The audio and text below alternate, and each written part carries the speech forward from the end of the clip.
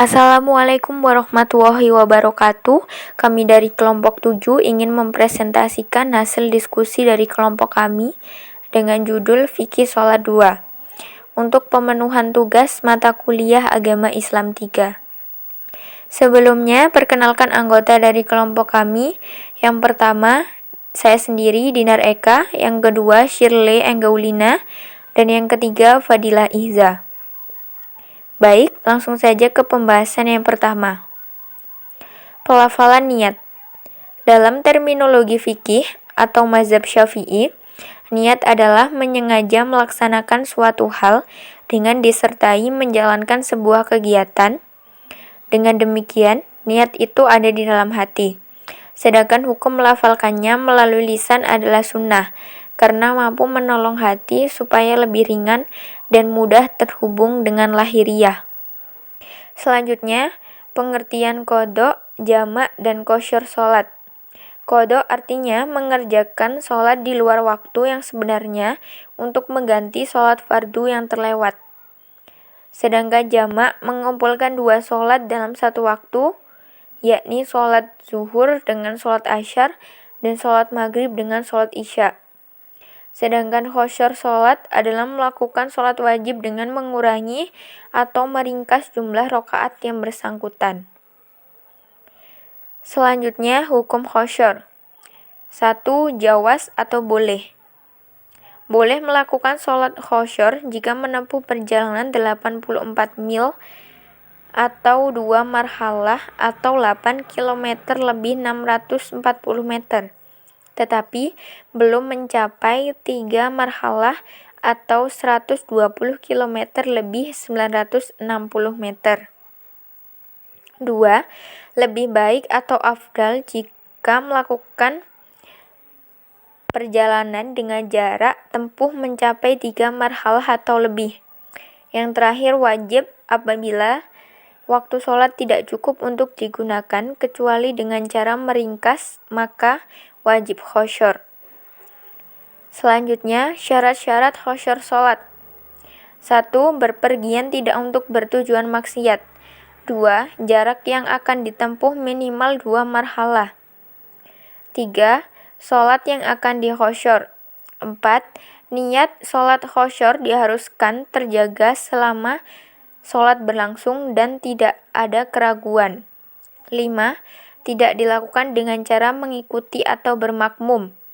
6. Mengetahui tentang diperbolehkannya sholat dengan cara qasr. 7. Sholat qasr harus dilakukan ketika yakin dan masih dalam keadaan berpergian. Dan yang terakhir, sholat qasr hanya bisa dilakukan jika berpergian dengan tujuan yang jelas ke daerah atau tempat tertentu. Assalamualaikum warahmatullahi wabarakatuh. Saya Fadilah Ihza akan melanjutkan presentasi ini. Sholat jamaah.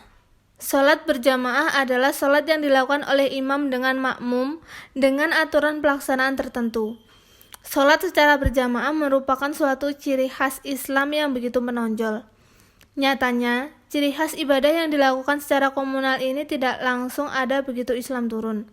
Dalam buku fikih Manhaj Imam Syafi'i dijelaskan, Nabi Muhammad SAW baru melaksanakan sholat berjamaah setelah melakukan hijrah ke Madinah. Selama 13 tahun tinggal di Makkah, beliau sholat tidak berjamaah. Hukum sholat berjamaah menurut 4 mazhab. Hukum sholat berjamaah menurut 4 mazhab ternyata tidak sama, melainkan ada yang menyebutkan sunnah dan ada pula yang menyebutkan wajib. Hukum sholat berjamaah menurut mazhab Imam Syafi'i, Imam Malik, dan Abu Hanifah adalah sunnah. Sunnah sholat berjamaah menurut 3 imam tersebut adalah sunnah dengan pahala yang dikukuhkan apabila tidak dikerjakan. Berbeda dengan mazhab Imam Syafi'i, Imam Malik, dan Abu Hanifah, mazhab Ahmad bin Hanbal menyebutkan sholat berjamaah hukumnya wajib. Hukum wajib menurut Ahmad bin Hanbal dibagi menjadi 2. Pertama, jika tidak berjamaah sholatnya tidak sah. Kedua, sholatnya sah tapi berdosa.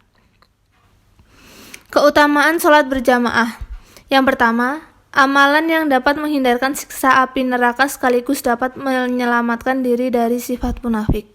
Yang kedua, sholat berjamaah mampu meningkatkan peluang diterimanya ibadah sholat jika dibandingkan dengan sholat yang dilakukan secara sendiri. Yang ketiga, diampuni segala dosa oleh Allah Subhanahu wa Ta'ala.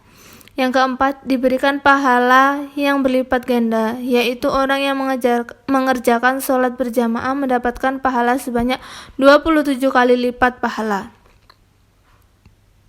Yang kelima, sholat berjamaah bisa menghilangkan perasaan ragu dan was-was. Yang keenam, sholat Allah akan menghilangkan kesusahan dalam urusan menghadapi kehidupan. Yang ketujuh, Allah akan memberikan catatan amal menggunakan tangan kanan. Yang ke-8, ia akan melewati sirat al-mustaqim seperti halilintar.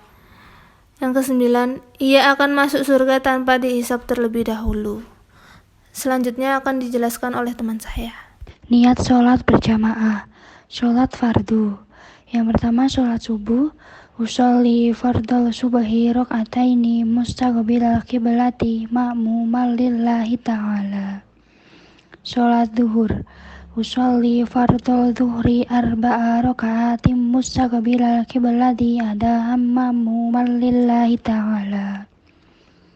Sholat asar. Usolli fardal asri arba'a rok'atim mustaqbilal qiblati ma'muman lillahi ta'ala.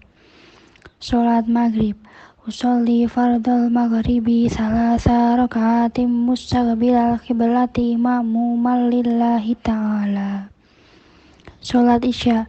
Usolli fardal isya'i arba'a rok'atim mustaqbilal qiblati ma'muman lillahi ta'ala. Sholat hari raya. Sholat hari raya Idul Fitri jika menjadi imam. Usolli rok'ataini sunnatan Idul Fitri imaman lillahi ta'ala. Jika menjadi makmum, usolli rok'ataini sunnatan Idul Fitri ma'muman lillahi ta'ala. Niat sholat Idul Adha. Jika menjadi imam, usolli rok'ataini sunnatan lidil adha imaman lillahi ta'ala. Jika menjadi makmum, usolli rok'ataini sunnatal lidil adha ma'muman lillahi ta'ala. Makmum adalah mereka yang melaksanakan sholat secara berjamaah dan bertindak sebagai anggota yang dipimpin. Dalam pelaksanaan sholat berjamaah, terdapat beberapa ketetapan yang harus dipahami tidak hanya oleh imam tapi juga makmum. Makmum terbagi menjadi dua, yaitu makmum muwafiq dan makmum masbuk. Makmum muwafiq adalah makmum yang mengikuti sholat berjamaah dari awal bersama dengan imam. Sedangkan makmum masbuk adalah mereka yang terlambat datang ketika imam sudah melakukan sebagian rukun sholat. Apabila imam sudah melakukan sebagian rukun sholat, maka makmum dianjurkan untuk takbiratul ihram disertai dengan niat kemudian mengikuti imam. Hukum sholat sunnah berjamaah. Islam menganjurkan umatnya untuk melaksanakan sholat sunnah sebagai pelengkap sholat wajib 5 waktu. Melalui sholat sunnah, kekurangan yang terjadi dalam sholat wajib dapat ditambal. Selain itu, amalan sunnah juga dapat menghapus dosa dan menyempurnakan ibadah seorang muslim di sisi Allah Subhanahu wa Ta'ala. Pada dasarnya, sholat sunnah merupakan amalan yang jika dikerjakan memperoleh pahala, namun jika tidak dikerjakan tidak apa-apa atau tidak terkena dosa. Kendati yang meninggalkannya termasuk dalam golongan merugi karena mereka melewatkan kesempatan untuk beribadah kepada Allah Subhanahu wa Ta'ala. Kesimpulannya, sholat merupakan faktor terpenting yang menyangga tegaknya agama Islam. Oleh karena itu, sudah sepatutnya umat Islam melaksanakan sholat dan memahami maknanya dengan sebaik-baiknya. Sekian presentasi dari kelompok kami. Jika ada salah kata, kami memohon maaf. Terima kasih. Wassalamualaikum warahmatullahi wabarakatuh.